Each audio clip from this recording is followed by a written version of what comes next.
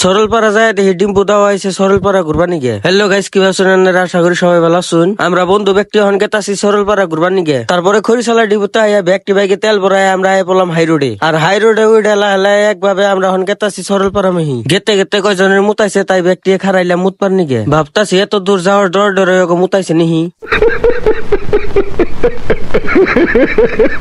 ওহন আমরা পাইলাম রাখাল ডুবি থেকে সিধা গেলে পাবেন গোয়ালপাড়া, রাইট সাইডে গেলে পাবেন বঙ্গাইগাঁও। আর ওহন আমরা যাবো বঙ্গাইগাঁও মিহি, কারণ বঙ্গাইগাঁও পার হয়ে জানাকবো সরলপাড়া। যারে আমার গাড়ি চলাবার দিছিলাম ওর বলে গুয়া বিষ করতেছে গাড়ি চলাইতে এই জন্য এখন আমি চলাবার নইছি। আর গাড়ি চেঞ্জ করতে গেলা দেরি হয়েছে দেখে চাই দেখি ওরা আমার থুয়ে গেছে গা।